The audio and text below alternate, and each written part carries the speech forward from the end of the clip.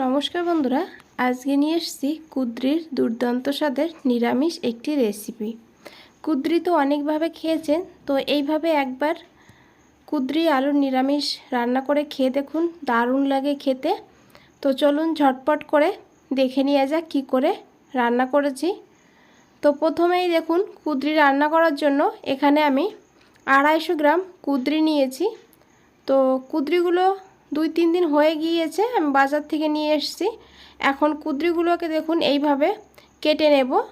তো একটু ছোট ছোট করেই কিন্তু আমি এখানে কেটে নিয়েছি, খুব বেশি বড় করবেন না, যতটা পারেন ছোট করেই কেটে নেবেন। তারপরে কুদ্রিটাকে খুব ভালো করে ধুয়ে নিতে হবে।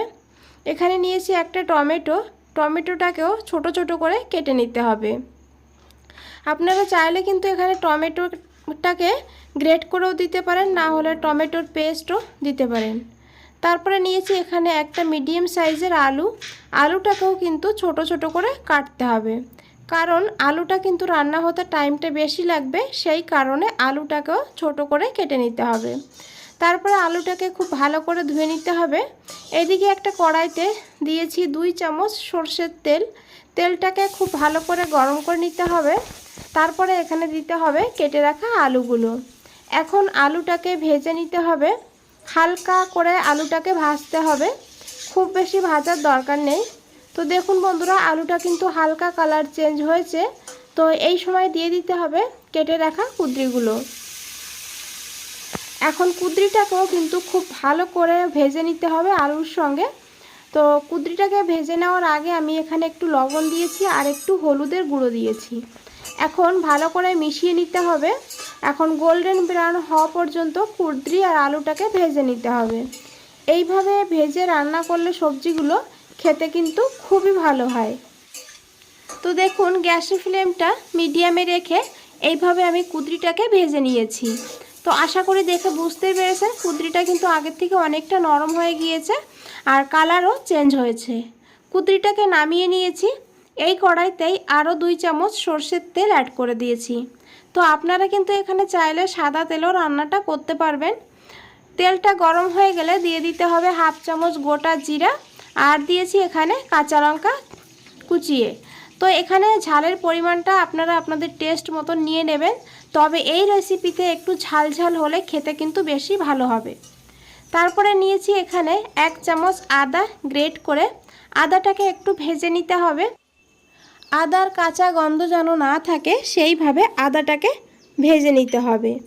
তারপরে এখানে দিতে হবে 2 চামচ বেসন। গ্যাসের ফ্লেমটা অবশ্যই লোতে রাখবেন, তারপরে বেসনটাকে দেবেন।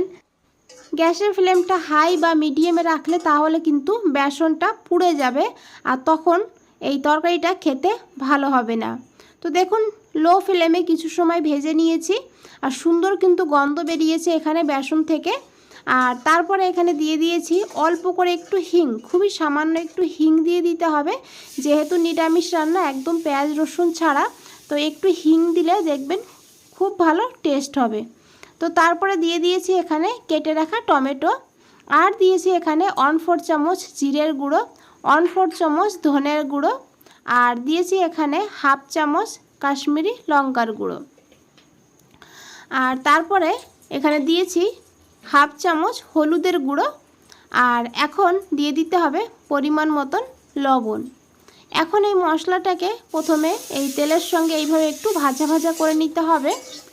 তারপরে এখানে দিয়ে দিতে হবে জলটা দিলে তাহলে কিন্তু এই গুঁড়ো মশলাটা আর পুড়ে যাওয়ার ভয় থাকবে না। আর যেহেতু আমরা এখানে বেসনও দিয়েছি, বেসনটাও কিন্তু নিচে লেগে যেতে পারে, জলটা এখানে অবশ্যই দিতে হবে। আর বন্ধুরা, এখানে গরম জল দেওয়ার চেষ্টা করবেন। গরম জল দিয়ে মশলাটাকে কষালে তাহলে কিন্তু মশলার স্বাদটাই অন্যরকম হয়ে যায়, আর মশলাটা ফুলে গিয়ে একদম বাটা মশলার মতন স্বাদ হয়। তো দেখুন, আমি খুব ভালো করে মিশিয়ে নিয়েছিলাম, তারপরে কষিয়ে নিয়ে এখানে আমি আরও একটু গরম জল অ্যাড করে দিয়েছি।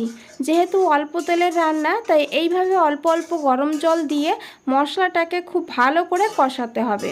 তো খুব ভালো করে মিশিয়ে নিয়েছি, আর এখন ঢাকা দিয়ে দেবো লো ফ্লেম করে 2 মিনিটের জন্য। 2 মিনিট পর ঢাকনাটা খুলে নিয়েছি। তো দেখুন বন্ধুরা, মশলার থেকে কিন্তু তেল ছেড়ে দিয়েছে।